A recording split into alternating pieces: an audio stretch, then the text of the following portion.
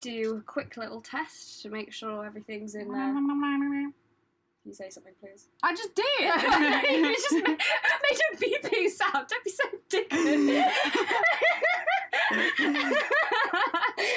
I just did say something, actually, Charlie. Those are words. God, I thought you did English lit. Oh, God, okay.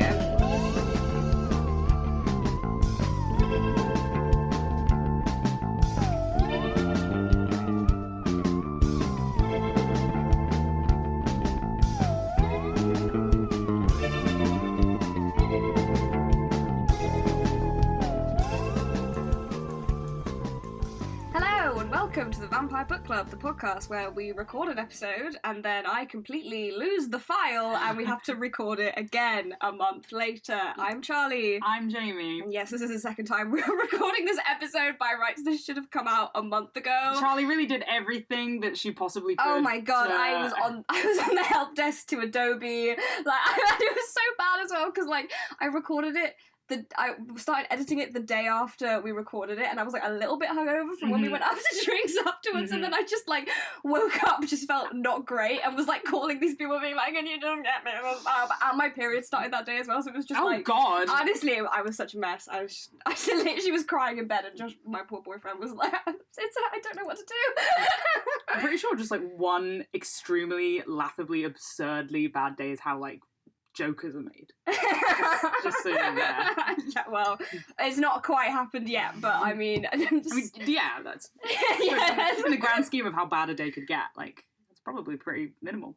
Probably pretty minimal. I mean, if I lose this file, that might be the straw. Blood will fly. Yeah, true. If I lose this file, we're just not going to record this again because I can't. So. Here we go! Good luck! How are you anyway, Jamie? I'm good. Well, Charlie's just made us a coffee in, I keep calling it a percolator. I have no idea whether it is a percolator. So it's called a cafetiere. A cafetiere, then. That is the name of it. It's not percolator, it's cafetiere. Isn't there a song that's percolator, operator? Or maybe I'm just making that up. I don't believe you'd lie. So I'm sure there is. I'm sure there is. But this is a very good, strong coffee, and it really is sprucing me up. It's really hitting the spot. Good. I'm quite tired today. So yeah, we're gonna see how we go with old Twilight again. Bear with us. Bear with us, please. Yeah. The good thing is, though, unfortunately, I literally don't remember anything we said last time, so... Me neither. So this is going to be completely new for both of us. Mm-hmm. How exciting. And since then, I have done a bit of work on my dissertation, so hopefully that will be slightly informative in some way. Listeners, if you didn't know, I am writing my dissertation on Twilight. I feel like I announce that every time, but any new listeners... That's what I'm doing. Don't know why you would start with Twilight Part II. Anyway, I'm rambling. Let's go on. Let's get into it. Okay, and so I did, when we recorded this before, listen back to Twilight Part I to see what areas we need to cover. And I don't think I could remember then, so if we do repeat ourselves... Sorry. I also haven't made any new notes this time. I have just added the words Victoria, the main villain, ? And so that is where we're going to start. Jamie, tell us briefly who Victoria is, because we did not mention her at all in the last episode, really. Well, Victoria is part of the cohort that kill, who is it, Billy Black? No, not Billy Black. Sorry, Billy Black. Who is it they kill? The Clearwater father. They do kill him. Okay. They right. kill him! Okay, so we're already... Okay. So we're already... That's already... Okay, so this is already contested. Okay. First of all, yeah, so Victoria is a member of James's coven, the three vampires, James, Victoria... If you were going to do this, why did you just leave it up to me? I'd like you to feel involved, Jamie. And I also just don't want to think. James Society wants to kill Bella, and so they all try and go after her. apart from LeRon, who's like, oh, just to warn you, they're coming after you. But he ends up getting killed anyway. But that's beside the point. And then they kill James, and then Victoria spends New Moon and Eclipse trying to get revenge and kill Bella, so Edward knows how it feels to lose the love of your life.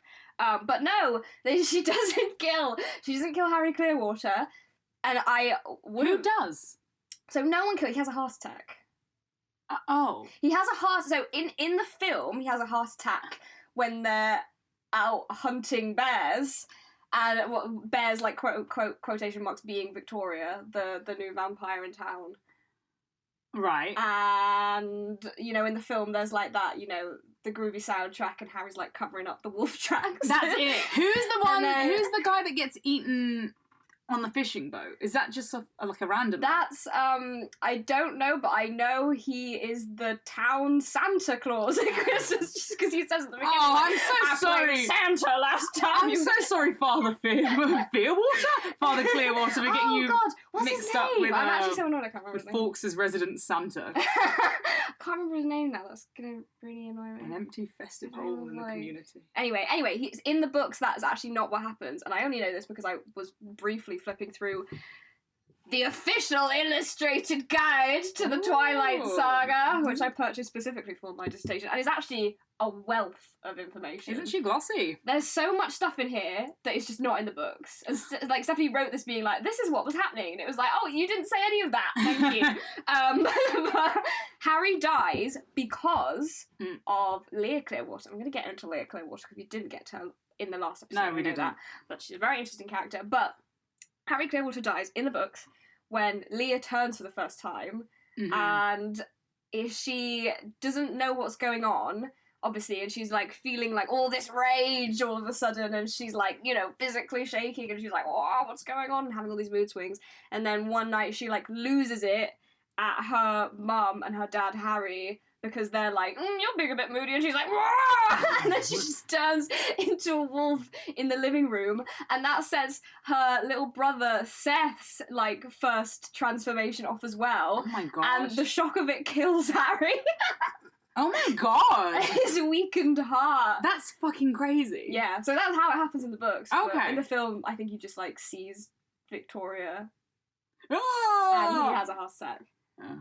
Okay, well, there you go. There you have it. So anyway, that was like a summary by Charlie. Gotten away slightly from the point, which is Victoria. I think Victoria's a very interesting character because she's almost not a character, and yet I would say the plot of the entire first 3 books essentially revolves around her.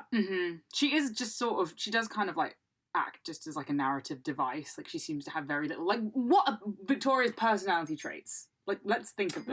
Well, if I may... hold on this was beginning to sound like it was sponsored by the official history guide, this episode. I assure you, listeners, but it was not. Without referring to that, I would say vengeful. Which is, like, apparently just, like, a trait of vampires in the universe. Yeah. If you drink blood, you want revenge. It says that in this book. I'm not making that up. Wow, okay. But yeah, vengeful, all the other words I can think of are just like synonyms for vengeful. I don't know, like bitter. I can't think of any quality she has. Well, I suppose like I think they gave her that fur coat in the film just to give her. It's a lovely. Yeah, it's a really good fur coat. I think that's really her only personality. Yeah, the fur coat and the red hair. Yeah. Like, well, that's what I mean. I guess if you sort of like have a good enough aesthetic, you don't need any substance. That's what I go for. Me too. Yeah, that's what our entire friendship is based on. Yeah. But no, apparently, so she has a special ability. It's a shit special ability, but not the worst one. Okay. So her special ability was she is exceptionally good at evading enemies, which I would argue is not an ability. That seems like something applied in retrospect. Yeah, exactly. You know what I mean? Like, I know. Well, there's backstory to this. Okay. So apparently, Victoria in this has literally pages and pages of backstory that we just never hear about in the books. Huh. So, but to give it some context, so she was born in the 1550s, which I think is like the best era to be born, because then you can go and see Shakespeare at the theatre. Anyway, she's from England as well, so okay. repping that. So what's didn't desirable get a great character? big Shakespearean. You know, I didn't get a great big Victorian vibe from her. She didn't conduct herself like a Victorian. Elizabethan. Yeah, well, Yeah. Elizabethan woman might. Well, Yeah, Victorian. What the hell am I talking about? her name's Because her name's Victoria. Yeah. I suppose she is Victorian. She is. Hey. So she's born in London in the 1550s, and she's born out of wedlock to a maid. And so, essentially, like, I mean, it's a really long, it's so long, I think it's all, listeners, if you want to find out, like, the real detail of her upbringing, I think it's on the Twilight Wiki, so go check that out. But essentially, like, she and her sister, and they go through, like, loads of houses. There's a weird, like, caveat here where it's like, oh, because her hair was so brightly red, her terrible, I was about to say master, but, like, employer, like, can find her really easily because of her red hair, so she just gets beaten all the time. Oh, God. So presumably this is why in her immortal life she is very good at hiding, because she has to, like, learn how to hide in her normal life, which is fucking dark. That is very... To avoid being beaten. It's not like the first, it's similar to sort of like, well, how, like, Alice's, like, power is, like, born of her trauma. Isn't Alice's, it? yeah, I mean, yeah. Is it? I'm really not on... No, it won't. No, we'll get on to that, because No, I do believe we've touched on Alice before. We have touched on Alice, but, like, the thing is, like, in the books, it's always like, this is another thing, it's like, always in the books, she's like, I'm too traumatized to remember what happened to me, and everyone's like, yeah, she can't remember what happened to her in her normal life. In this book, it gives you all the information about what happened to her. It's just not in the books. It's so weird. That is odd. But, anyway, yeah, so... Victoria, yeah, and then she becomes a prostitute with her sister, and then her sister becomes a vampire, and then her sister turns her into a vampire, and then they join a coven, and then the Volturi kill that coven, and so she's, like, constantly avoiding the Volturi. But, anyway... Why is she... Like, what do the Volturi... What do the Volturi want to do to her? The Volturi want to kill her because essentially, like... So it's actually quite cool, and might give you a bit more respect for Victoria, is that she joined this coven along with... You know, in the film, when they're all, like, going, and they're, like, when they're in the old Volturi castle... Yes. And... the tour party's there, and there's that vampire at the front in the red dress. Yes. And she's, like, leading them to their deaths, essentially, and they do absolutely nothing about it. Yeah. So she, I think her name's, like, Heidi or something, and she was, like, in this coven as well. It was essentially this all-female coven. Okay. That was started by, I think, this female German vampire who was, like, I'm gonna start turning women into vampires so that they, like, can, you know... have it a bit easier in their, like, shitty lives. Mm-hmm. So they just, like, live as this, like, female coven, but it, like, starts getting too big, and then Arrow's like, that's a challenge to me. That's We interesting. need to kill you. That's interesting. Yeah, and then they take Heidi because she's got, like, she's got, like, a weird superpower for being, like, super hot. Same. Apparently she's just like people are just like really attracted to her, and that's her superpower, so Arrow gets her. Nice for some, isn't it? Yeah, I know. To be a vampire, to be like just so hot as a vampire. I also love that this implies like like the implication that like one vampire can be like I can't remember again if we touched on this in the previous episode or this was the episode that we lost, where it's like what is kind of like the like I don't know, the meter, I suppose, for like vampire hotness, because if Heidi, like you just said, is her superpower is that she's exceptionally hot for a vampire, who were, by dint of being a vampire, supposed to be extremely hot anyway. Like, what does an ugly vampire look like? An ugly vampire looks like James. Oh my god, this book is so useful, you guys.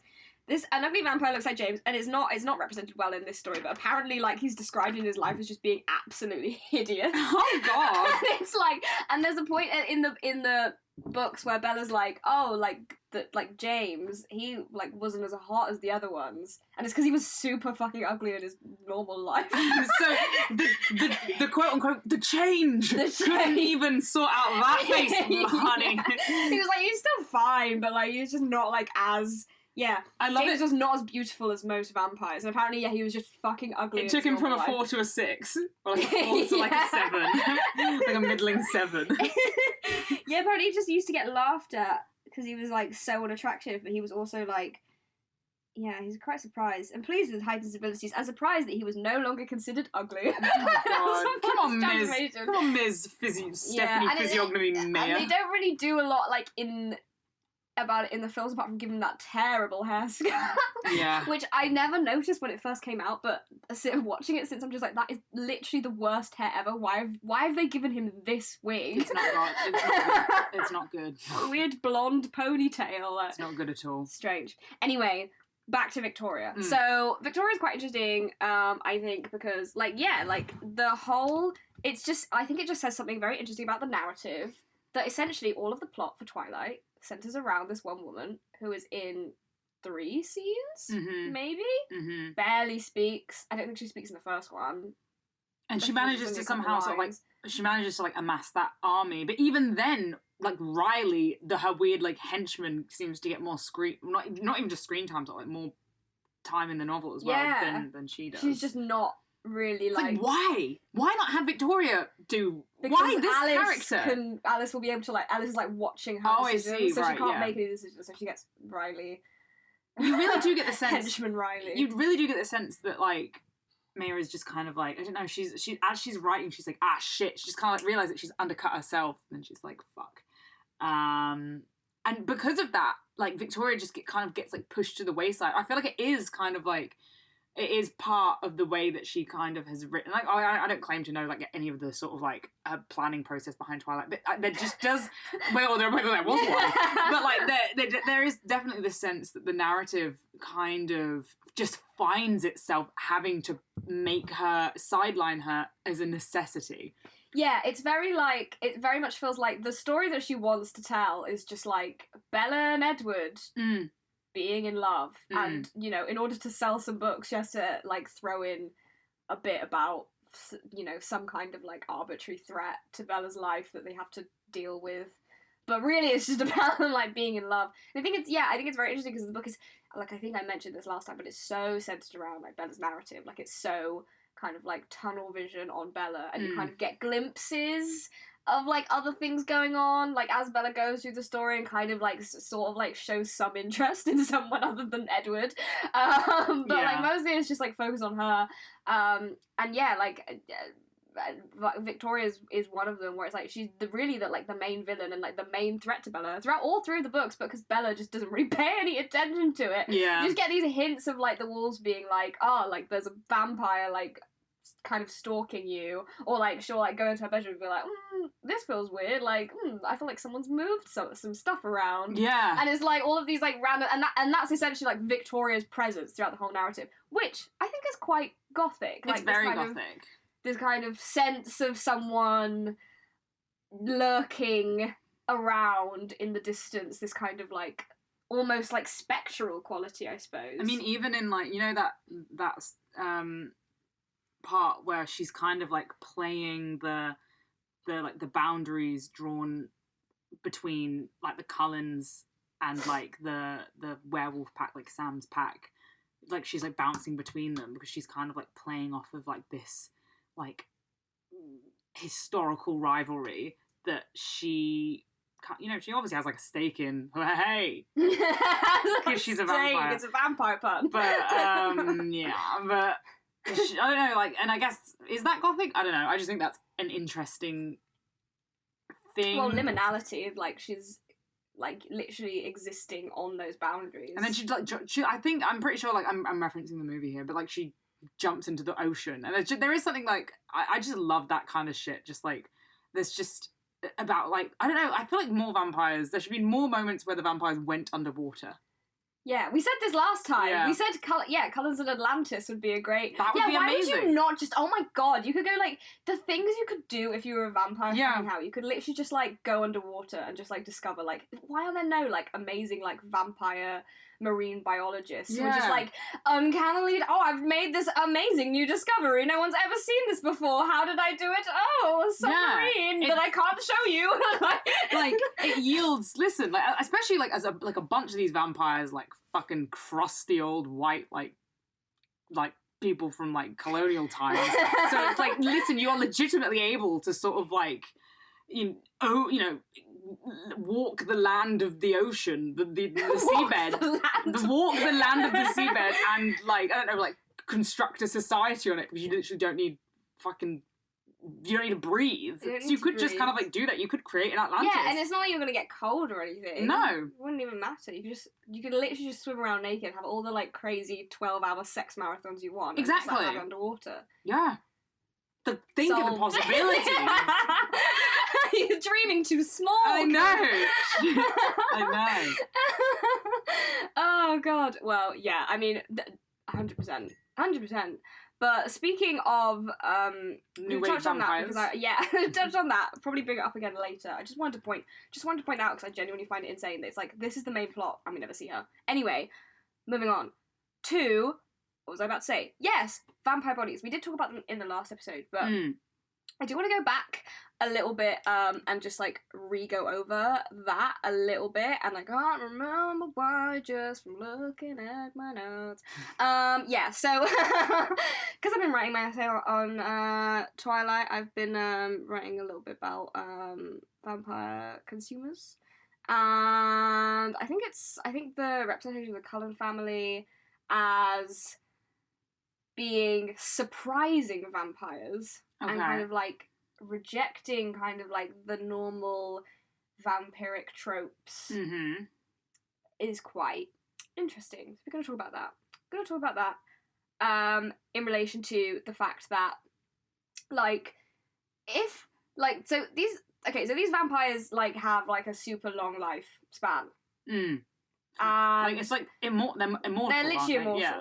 But they've been alive for like quite a long time. But like I just think it's so interesting that like, for example, like everything they have is new. Yeah. Like all like the house that she describes, and I want to talk a bit about the house in a second because there's a lot of very detailed information of the house and it's absolutely bonkers. But anyway, yeah, the house is like kind of super modern and like, you know, newly designed, and like they always make a point of saying that Esme spent ages like renovating this old house to like make it like super cool and like nice and new. You know, they wear like modern clothes, like they're not like dressed in like capes. Yeah. Like Bela Lugosi capes, which I think is a shame. But yeah, they have all these they're basically like they're obviously like they're trying to assimilate, like that is the purpose of it.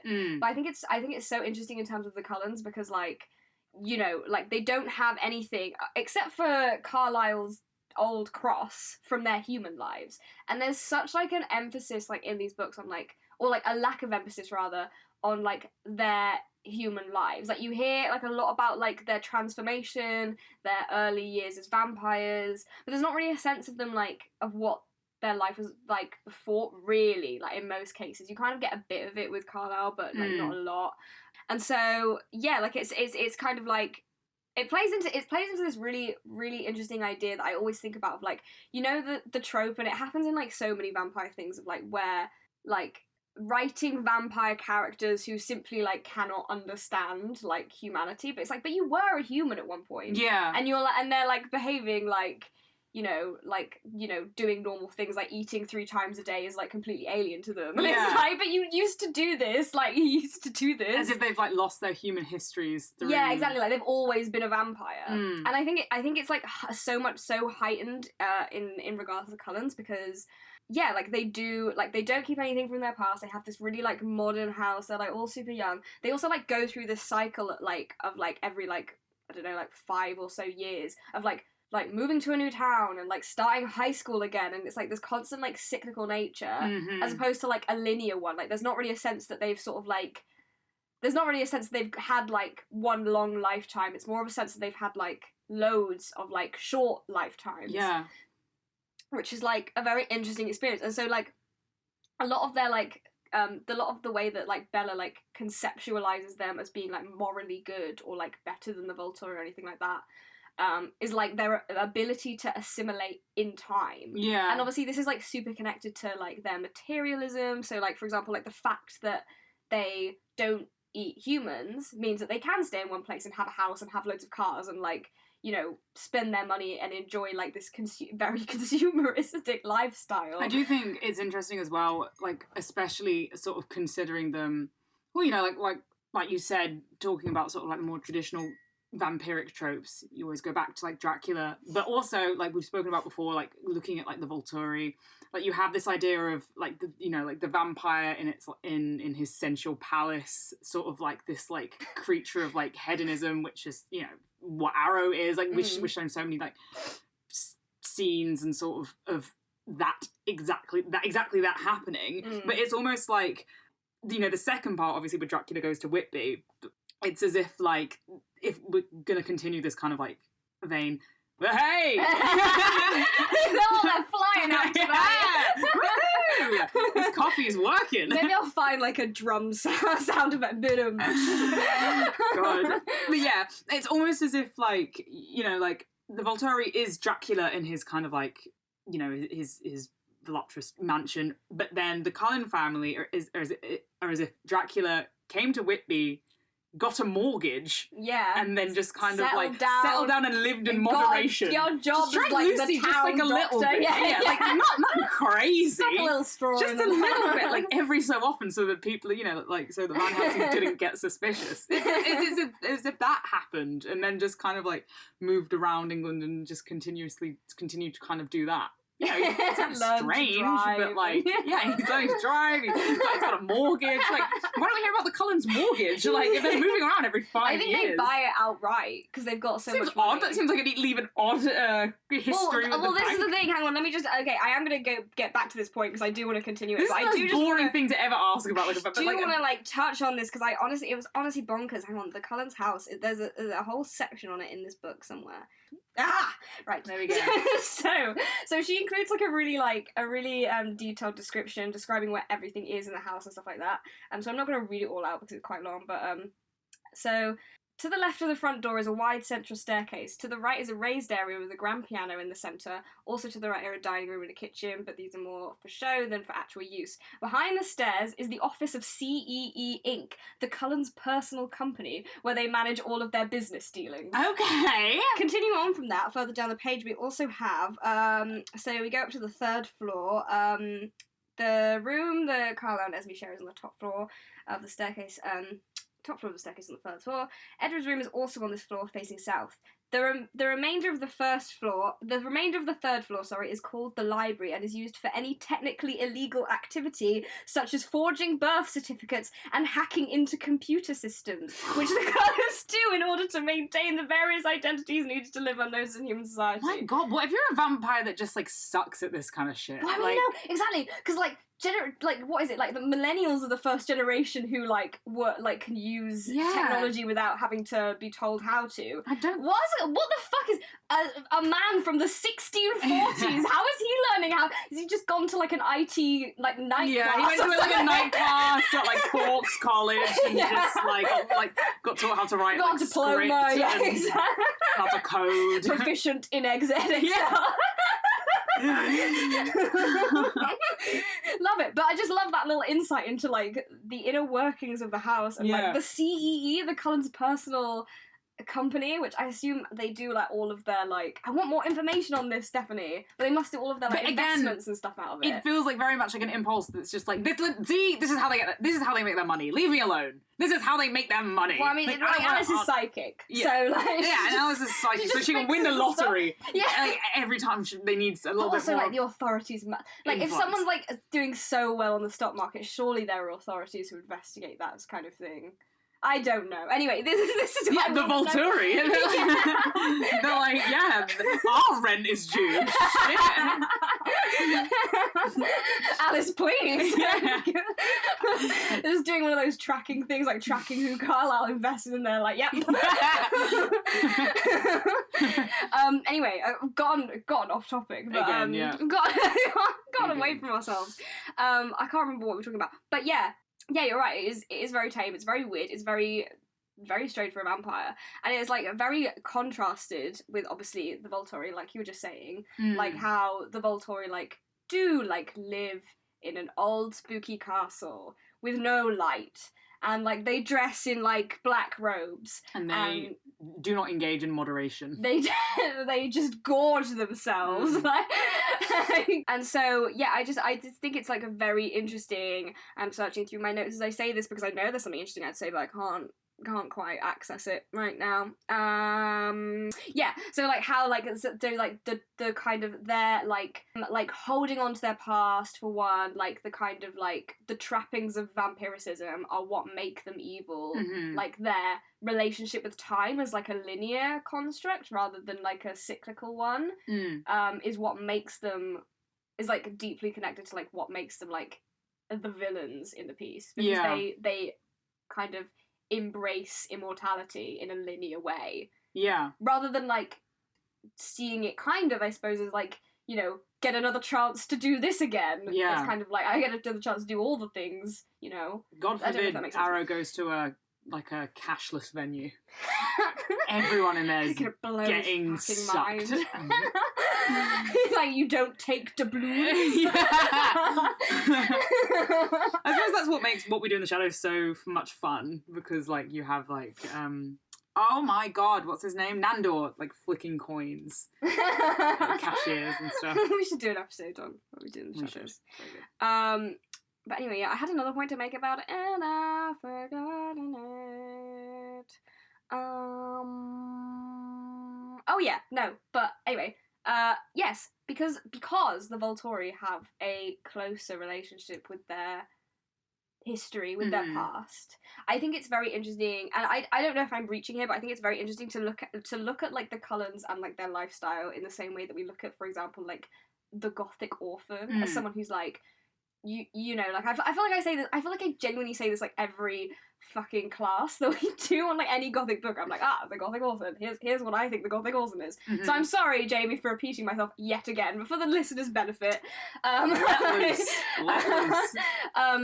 So like I think I do think it's interesting, like that, you know, in like traditional Gothic literature, some of which we've looked at, there's always kind of like a young, normally like a young woman, or like even like often like the main villain will like be an orphan as well, and it's kind of like, you know, especially like when it comes to like women, their like orphaned state in a way seems to like denote virtue, because it's like this like unattainable virtue, because it's almost like you can't trace the kind of like sexual exploits that led to this person being his. Created, yeah, so it's almost like an immaculate conception, because you can't like follow that linear heritage. And I think like looking at the Cullens as being like someone who, like people who are like detached from their like human history, their personal history, even their history of like the last like, you know, even like beyond the last 5 years, they're kind of like detached from that, and they're sort of like new people, quote unquote.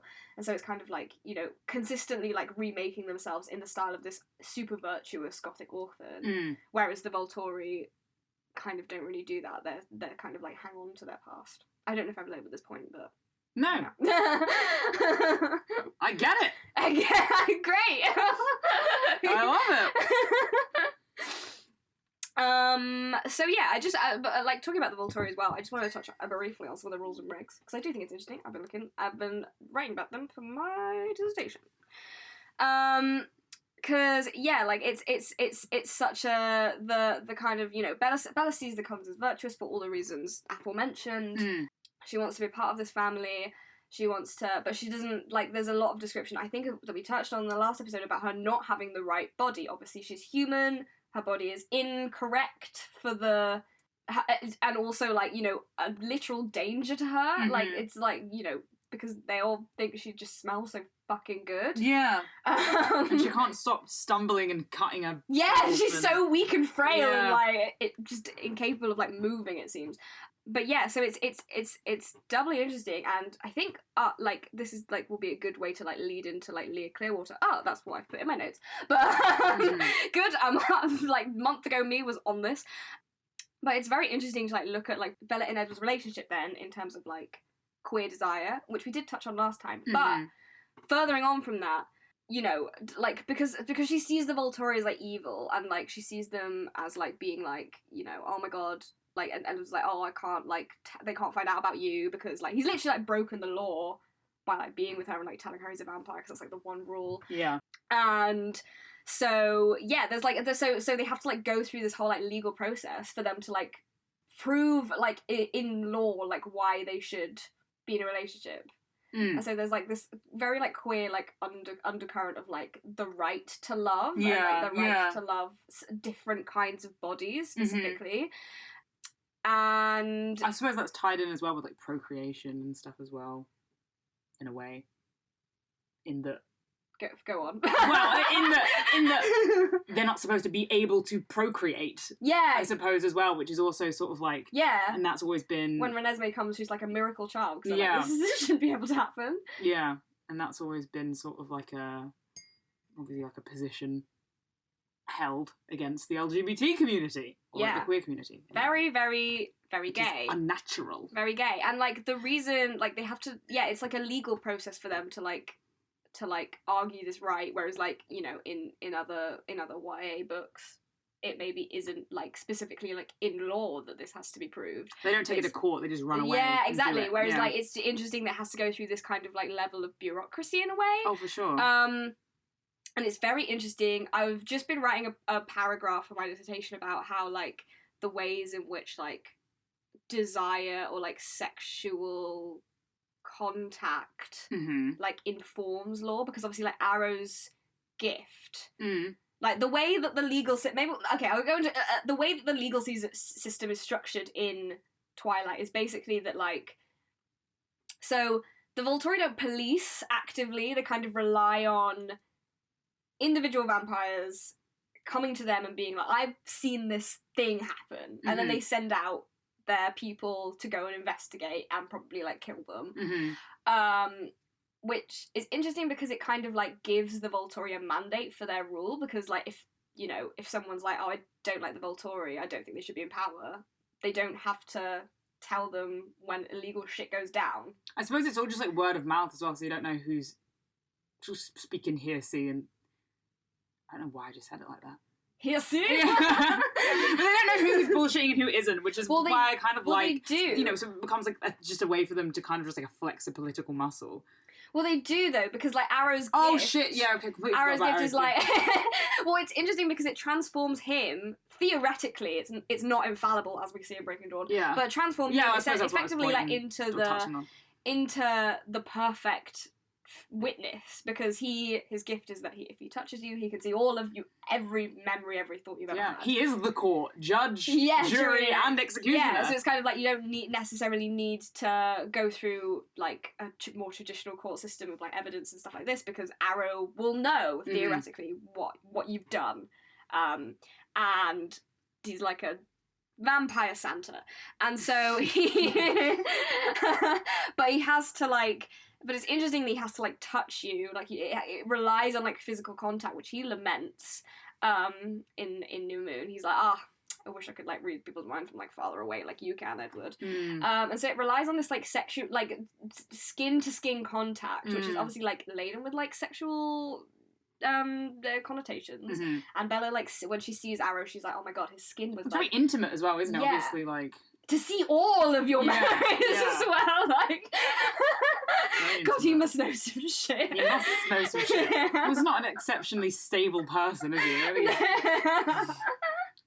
But like, so, you know, the act of like witnessing or like bearing witness in this universe is inherently sexual, which I think is very interesting. So their whole legal system is based really like around this kind of like sexual desire, sexual contact, sexual interaction. And it's like interesting the way that Arrow judges whether or not they should be together, because he finds Bella, he touches her, but obviously because she's like a shield or whatever, she's like immune to all vampire powers, apart from Alice's, weirdly, but anyway. That is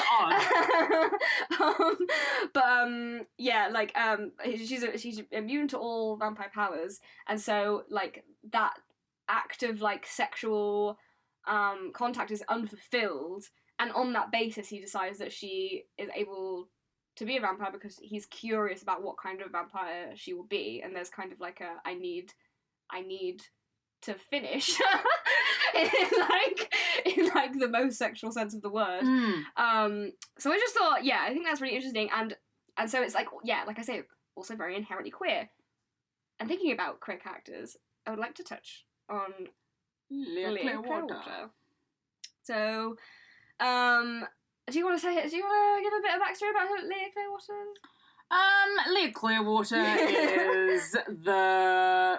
is Charlie already, basically schooled me and potentially you, depends how much information you're going into this with, on how she killed her dad by... No, honestly, yeah, it was passive. Sort of like didn't mean to, accidentally kill her dad. But she's obviously got this, she's like Sam's ex, Sam being the, quote unquote alpha of the wolf pack, and was broken up with when he imprinted on, I can't remember her name. Emily.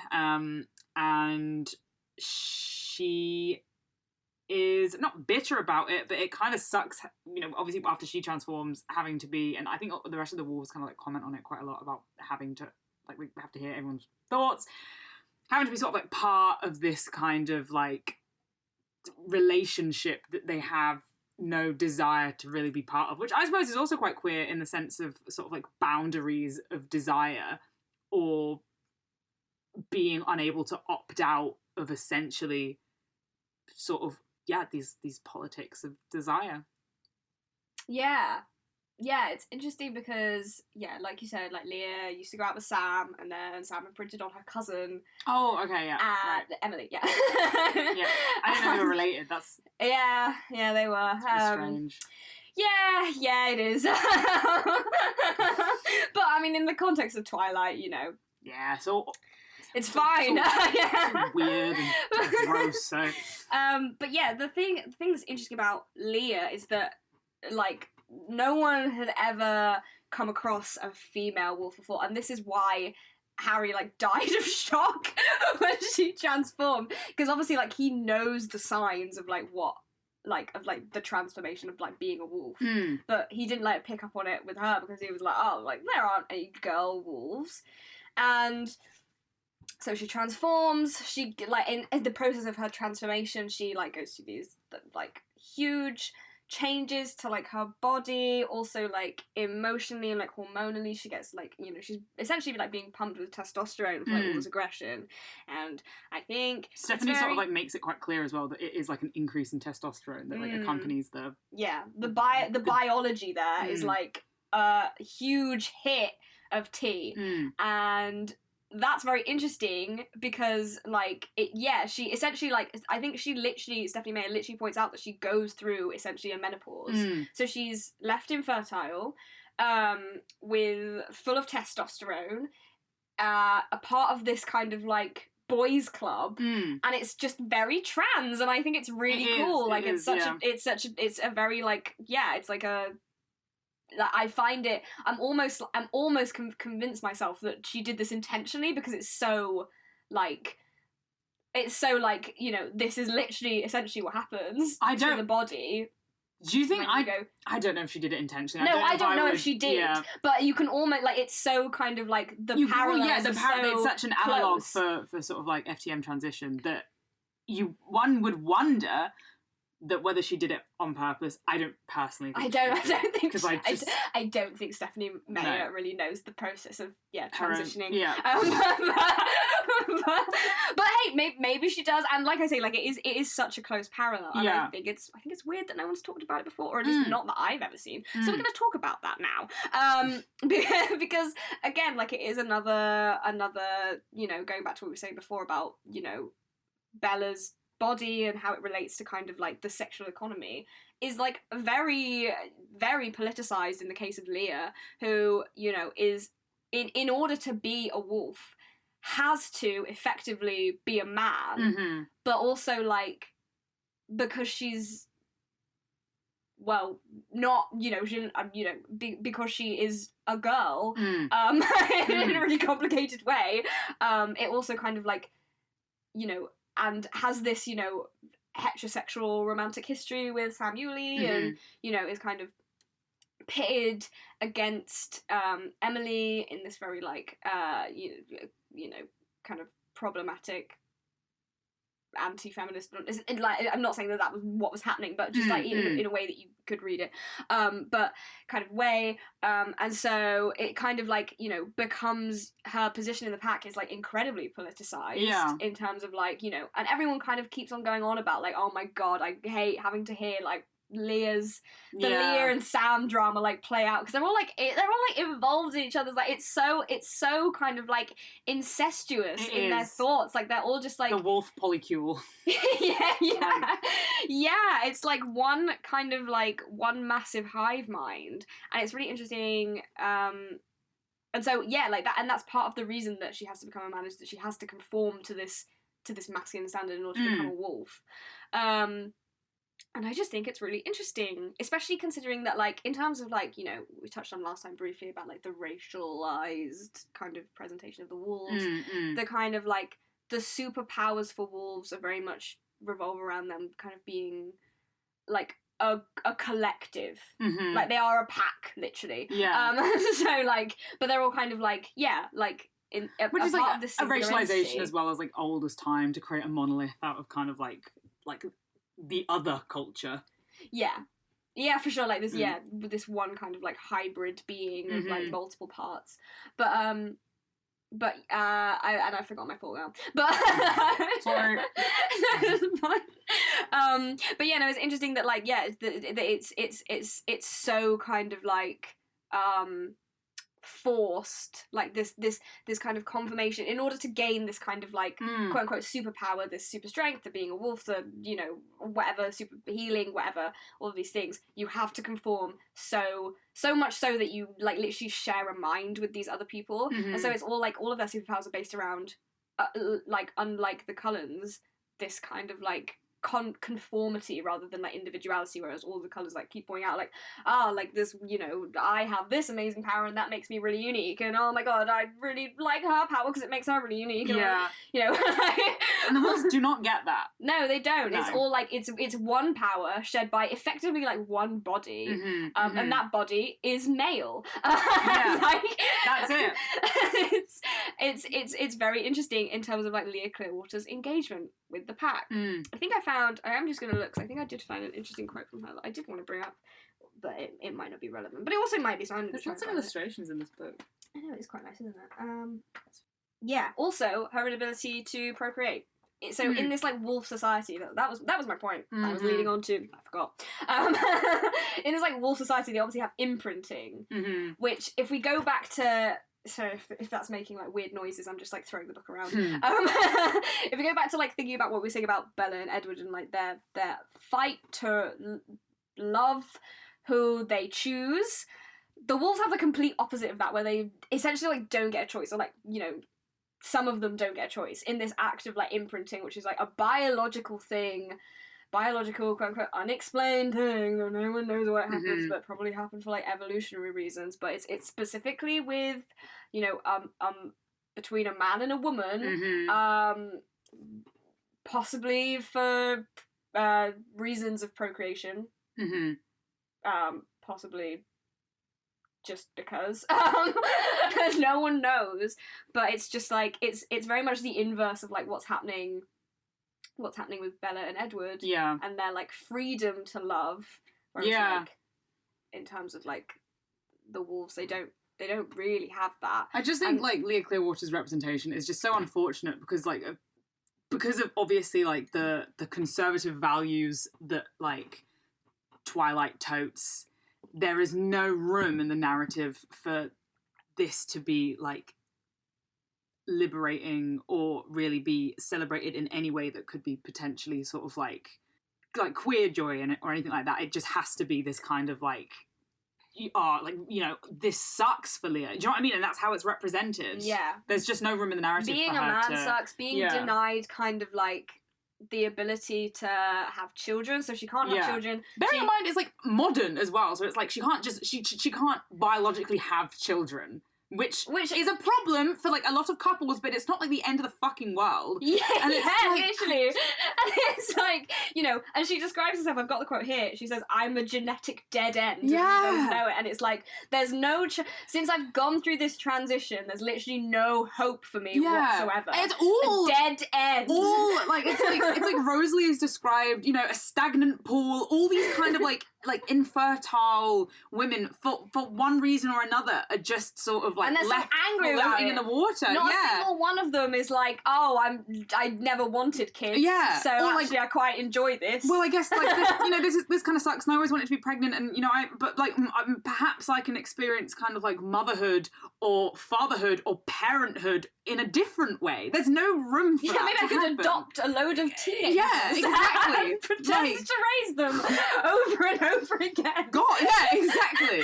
Well, I suppose it's kind of harder for Rosalie. Like, I suppose I can't just lump. Yeah, exactly. But it's weird that she, like, together, it's all. I always think it's weird that she just never Rosalie is, needs, like, like, considered. a pet. Maybe Rosalie should get like a dog or something. Or like Yeah, I don't know. She should breed, like, those little white dogs.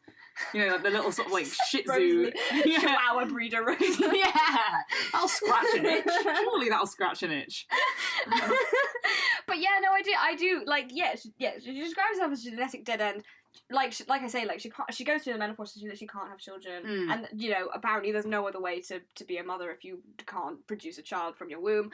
And also, like, presumably because of this, there's a kind of implication that she won't be able to imprint either. So she's not even, like, destined for this kind of, like, amazing kind of, like, you know, love that might, you know, sate the kind of, to be, like, you know, function as sort of like a balm to this kind of tough blow that she's been dealt, because she can't have kids, and because, you know, I mean, obviously, like, it's not clear why the wolves imprint, but presumably because she can't have kids, then she can't imprint either, because one of the reasons might be that it is reason for procreation. So yeah, like, she's just completely fucked. Yeah.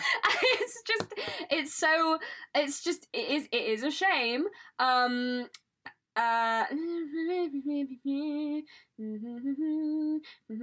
Yes, talked about the right to conform.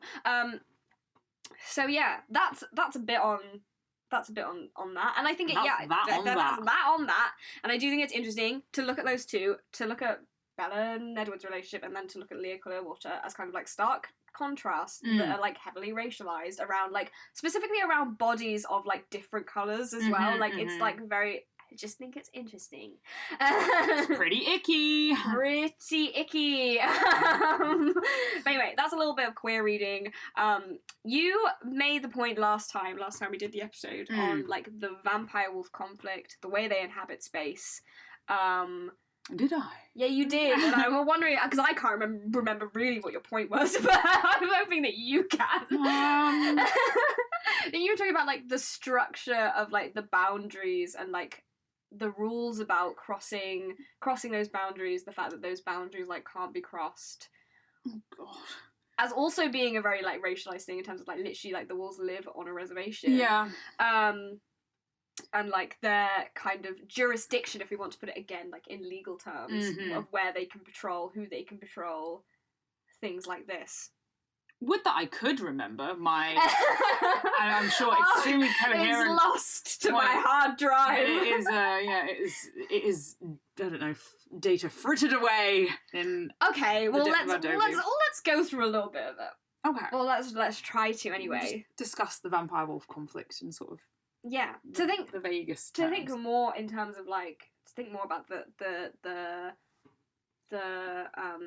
opposition between, you know, stacking these up as, like, opposing figures. Obviously, Stephenie Meyer has a vendetta to prove that the vampires are great. And one of the reasons that she does this is the colours, like, you know, choose their family.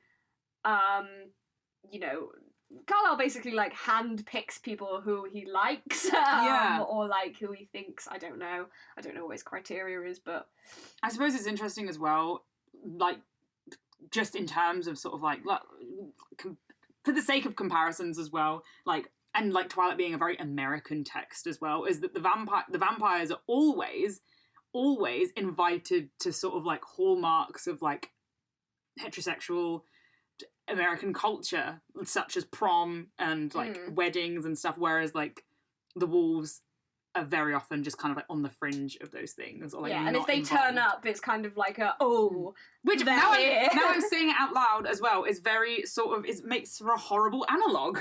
In terms of America's very bloody history. So. Yes, it does. I don't think Stephenie Meyer quite was aware of what she was doing. I don't think she was aware of it, but exactly. Like, it's just like just how bad it was. Yeah.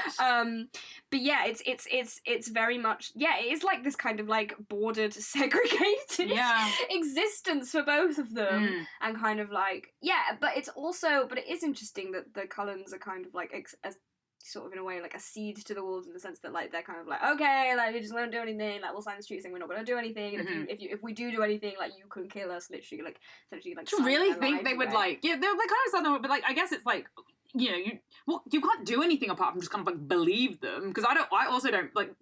What was Carla just like? Okay, guys, if any of us eats a human, we will just basically have to sort of like serve ourselves up to the wolves, like on maybe a hot wrap with some sauce. Like I don't think that would happen either. So I just do think it is quite interesting as well, like how like a lot of these, like you keep talking about, like we keep talking about in terms of like sort of like judicial systems, that there are a lot like the treaties and stuff. It's so interesting to me that like, you know, it's like we'll sign these treaties and all you really have is kind of like this promise, because that, you know, these are both sort of like supernatural like entities that could just kind of like, you know, you.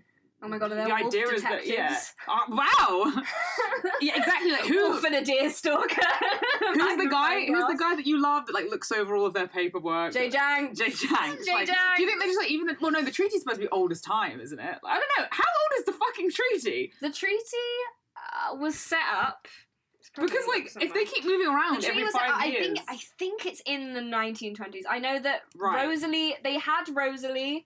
They definitely didn't have Alice or Jasper. Okay. But and they might. I don't think they had Emmett either. So I think it was at that point. It was just at the point at which Edward and Rosalie were part of the family. Okay. So it was just the four of them. Right.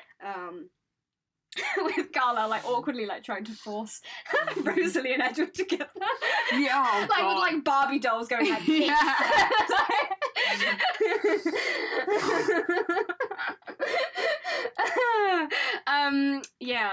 Yeah, incest.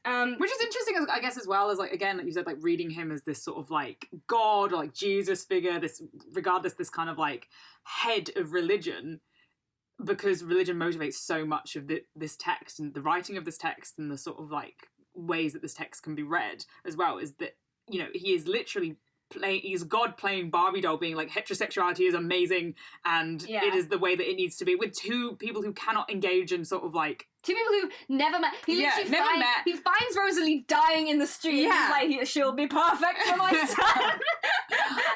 What a woman! Yeah. You know, I mean, like, no wonder Rosalie is filled with rage. Yeah. Interesting that. Like, just thinking about, like, kind of, like, because we've just been doing, The Romance of the Forest by Anne Radcliffe on our seminars these past few weeks, kind of thinking about kind of virtue and distress. Yeah. Him seeing Rosalie in the state of, like, basically being dead and just deciding, like, Edward would love her. Like, there's like, and also like being completely wrong, because Rosalie is like a more, I wouldn't say like horrible character, but a much more complex character than just being like virtuous. Yeah. And I think it's such a bad decision for him. It's a bad decision for literally everyone in that situation. Yeah. For him to have changed Rosalie. And yet no one admits this. Rosalie hates being a vampire. Like, no one ever. I wonder if we asked Rosalie, because she never gets a chance to say. But like, you know, if she had a choice, whether she would have chosen to live or die, live, quote unquote, or die. Yeah. Yeah. I guess I think the only reason she's like, I love being an auntie. So yeah, exactly. But just with this like frantic like, like a bottle of red wine. Like, I love being an aunt. This is satisfactory. This is enough for me. Chihuahua.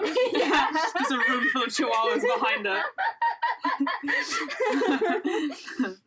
Yeah, I think that's very interesting. Like, yeah, him kind of like playing, not even playing God, but being a god in that way. Yeah. In this sort of like this kind of like predetermining their fate in a way by being like, this is the life you're going to have. And not only that, but you also have to live according to my rules. Yeah. You can't just like, I'm not just This is my house! Like, it's very much... And it's like, well, they never had a choice. They didn't have a choice. They didn't ask to be born. Yeah. Such a teenage dynamic. Like, I would love to know, like, what would happen if they were like, I don't like this. Like, I don't want to be here. I don't want to live with you, Carlisle. What does he do? Just become sort of like this... That's where do you know what I mean? Like... I think that's weirdly, I think that's a lot of the reason they all think he's so great, is that you're just like, well, I can't force you to say, and that's when Edward, like, goes off and, like, has his... But, but I want to stay in Forks, and I'm going to eat these people. With Carlisle, with the Carlisle go, like, Terminator? Like, I don't know. I suppose they wouldn't be able to, because then they'd be, like, at the mercy of the Volturi. Yeah, but, like, if Carlisle's, like, Emmett went rogue. He's not ours anymore. You know what I mean? Like, do you think there's just been people that haven't made the cut, that like family members that just like haven't made the cut? Like, oh my god, Carlisle's ripped their heads off like in the mountain. Oh my god, I really want. Okay, so like Breaking Dawn was in the end. Yeah. The book after that. Blorbo Cullen got his head pulled off the mountain. Yeah. The next book, the estranged sibling comes back, and they've all tried to forget them, and Bella's the only one seeing sex, being like, "Oh god, this is really weird." Now I have to play along. Yeah, what a great. That would be so gothic. That would be great. That would be so gothic.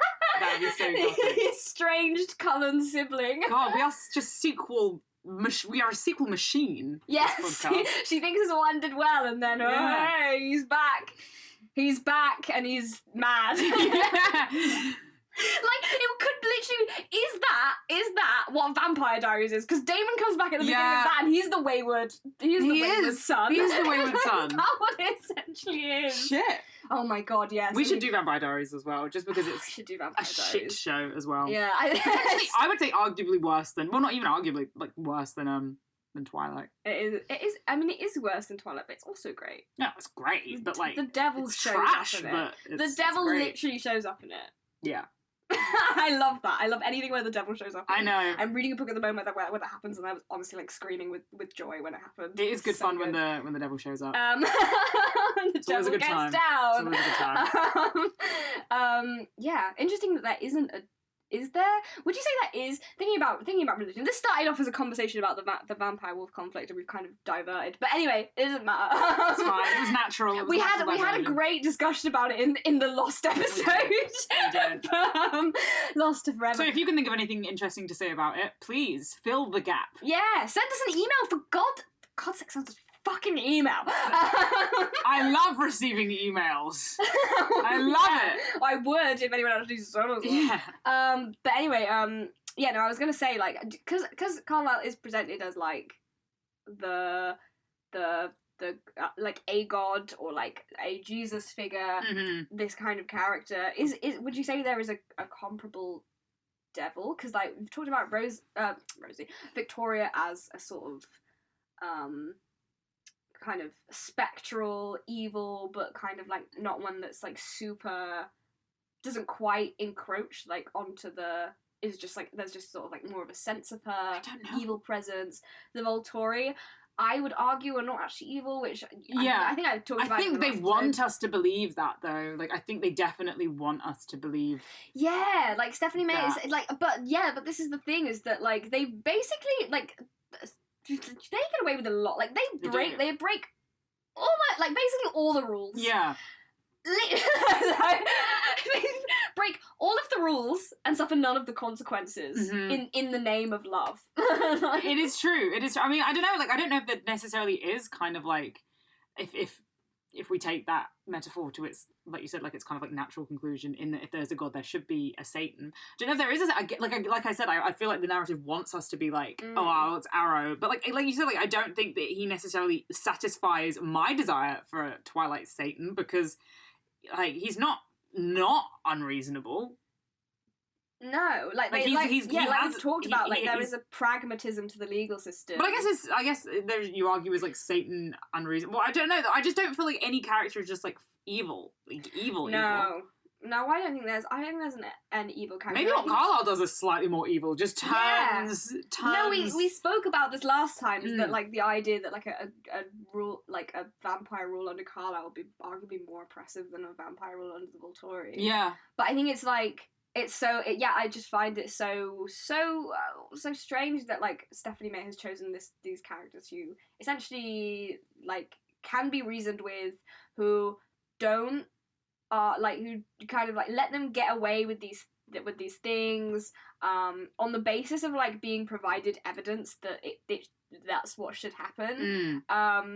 It's and yet this legal system is kind of seen as like a threat to the freedoms of the Colour family, which is an incredibly neoliberal point of view, but also like kind of like it's in both instances like can be seen as like incredibly neoliberal and kind of like retro 2006, but also as being like incredibly modern in the fact that they have to like I've said before, like they have to give evidence on why they should be able to love who they want to love, live the lifestyle they want to live, and that has to go through like this bureaucratic process, and it's like this encroaching on this bureaucratic and legal encroaching on like the freedoms of the individual, which I think is very interesting. And like again like the idea like Arrow sort of knowing everything about you, this kind of sense of surveillance, I think is very interesting. I guess God is just shared amongst Arrow and Carlisle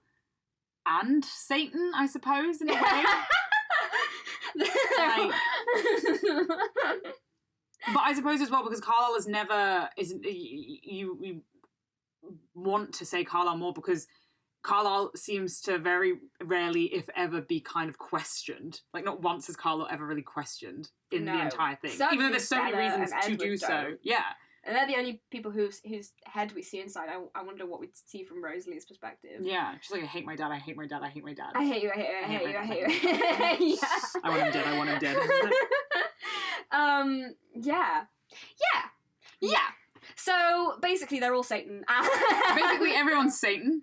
Oh my god, plot twist. What if Bella's Satan? Plot twist! I don't know how to work that out, but... But what if she is? What if she is actual Satan?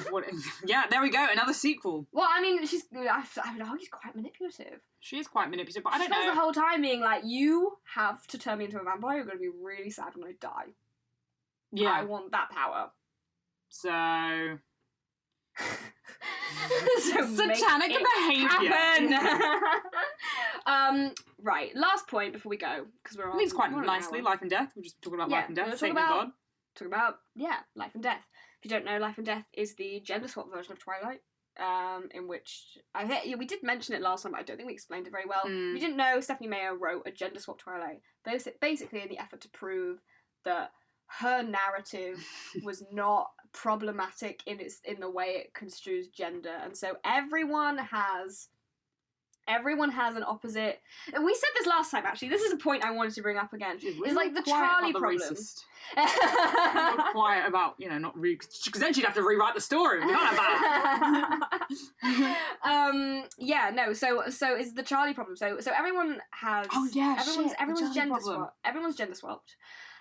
So Bella is Bo, Edward is Edith, so on and so forth. I think we did mention some of the other weird names that she chooses in the last episode.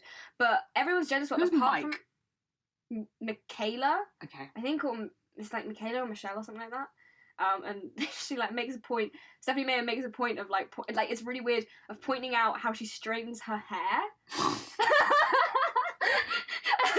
So Good for Michaela. She has like pin straight hair, and she like describes like that really straight like jagged fringe that was so big in the early noughties. That's what Michaela has in like blonde hair, and Bella's always like, oh my god, it's clearly straight, it's clearly straight, it's clearly straight. Which to me just makes such a strange thing. Which to me just makes it sound like it looks really dark. Yeah. She's got like frazzled hair. It's clearly strange. And she goes out into the snow and like has the snowball fight, and then she comes back in and Bella's just like, her hair was really frizzy because she's been playing in the snow. And it's just like, why are you mentioning this? Why are you mentioning this weird fact? God. Also, like, I straighten my hair.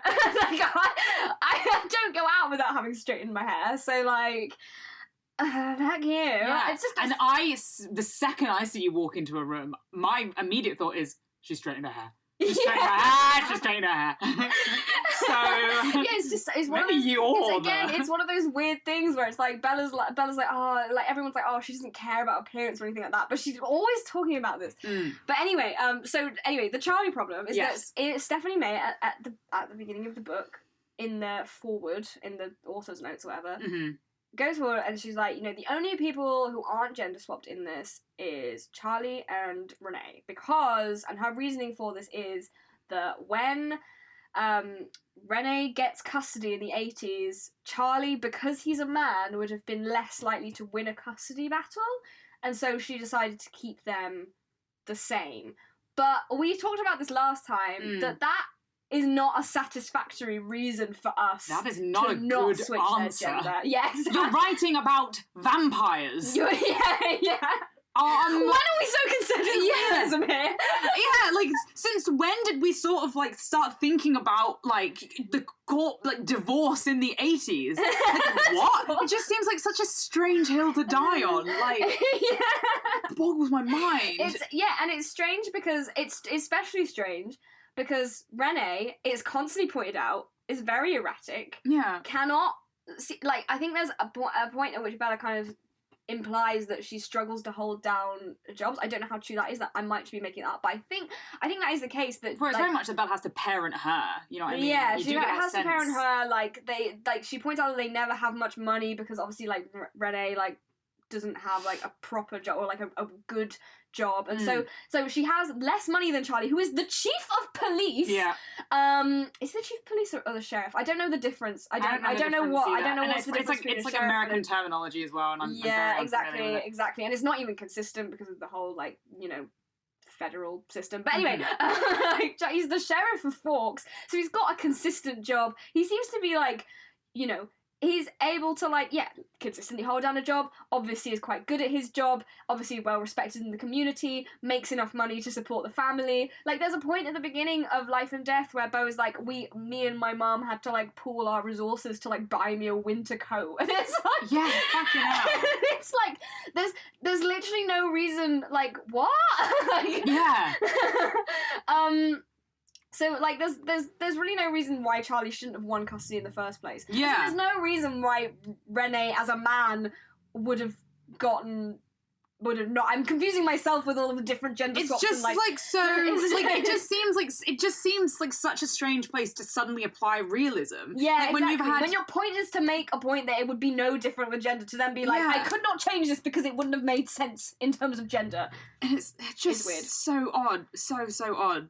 The Charlie problem is almost it's almost just kind of like not worth engaging with, but it's just kind of like it's interesting as to why she did it, but it's just interesting that she can't comprehend the concept of like a mom who works full time and who doesn't want full custody of her children. Yeah, like she can't really comprehend that in a weird way, and it's strange, and it's like it's funny because like obviously like Bo is like it puts a real like it puts Bo in a really feminine position because like Bo gets there and he's like it's kind of like again like in the same way that Bella does, like a bachelor pad.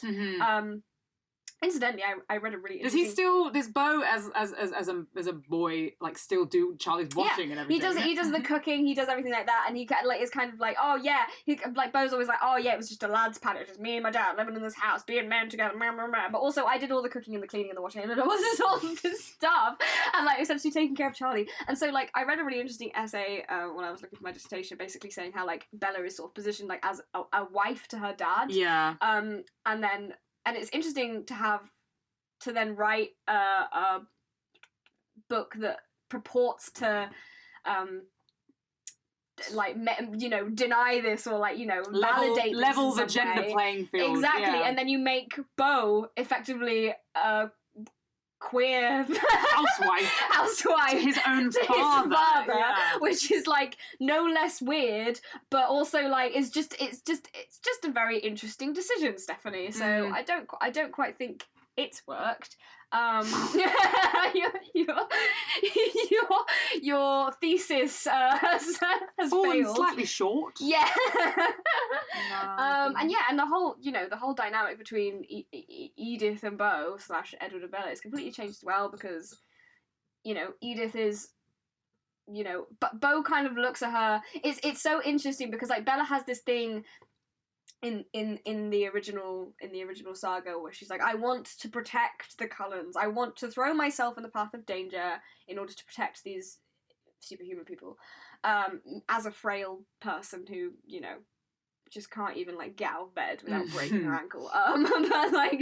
But then Beau does the same, and it just takes on like this really weird, like slightly like really like, I wouldn't say it is toxic, but it definitely walks the border between it, because he's like, because like Edith's there and she's described, I think like we said in the last episode, is like really skinny and really small and like delicate, but she's super strong, but like she looks really skinny and delicate, and like Beau is constantly like, God, I just wanted to protect her and all of this stuff, and it's like, she's a vampire. Yeah. Why are you having this dialogue? This is surely this is the most liberating relationship as a man to be in, where you're like, my girlfriend can protect herself and me and my dad and like the whole of Forks, and here he is being like, I just want to keep you safe. And is there not the scene where like she stops the car from like rolling into him? Yeah, literally, and he's just like, seems like quite a it's quite a graphic brush with death for you to sort of like come to terms with the fact that, oh my god, yes, she can like stop a moving vehicle with her hand. Like I think it's probably, but it's like super incomprehensible to him. She's like, but she's so small. Like, how could this have happened? She's so tiny. It's such an irritating discourse. I know.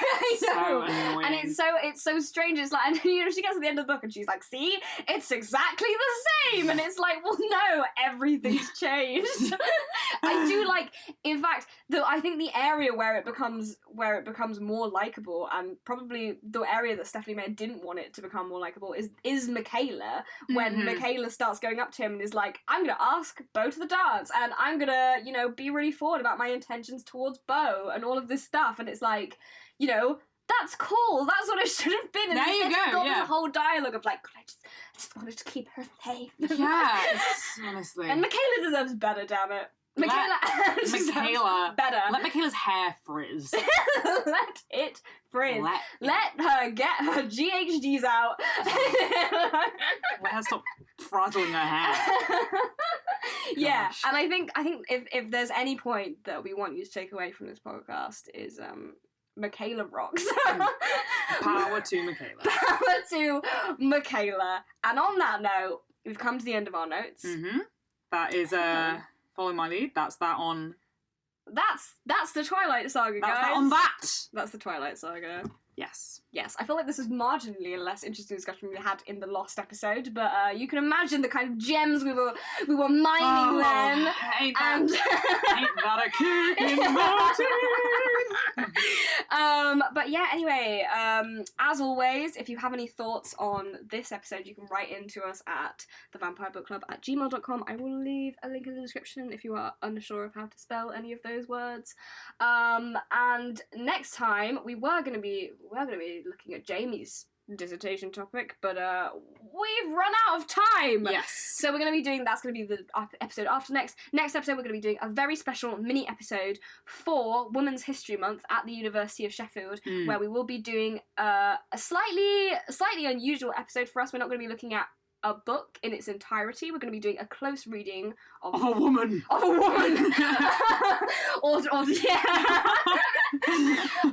female villainy. We'll be looking at female villainy in the Italian. It's going to be a little mini episode, and it is in conjunction with some of the research. Some of the research that our teachers are doing at our university. So that's exciting. Yay. Tune in. We're going to record that in 2 weeks, and we are. I mean, we've probably missed the deadline by now, but we have got to get it done because there is a deadline. Yes. So we will be back in 2 weeks. We can guarantee that.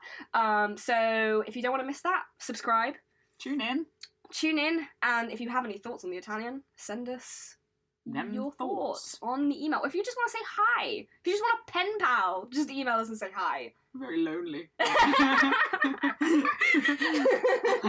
Yes, send us an email to warm our hearts on these cold winter nights. But yeah, thank you so much for listening. Once again, we have been the Vampire Book Club, and we will see you in 2 weeks' time for our close reading of The Italian. Yes, goodbye. Stay spooky. Bye. Bye. Nice. Nice.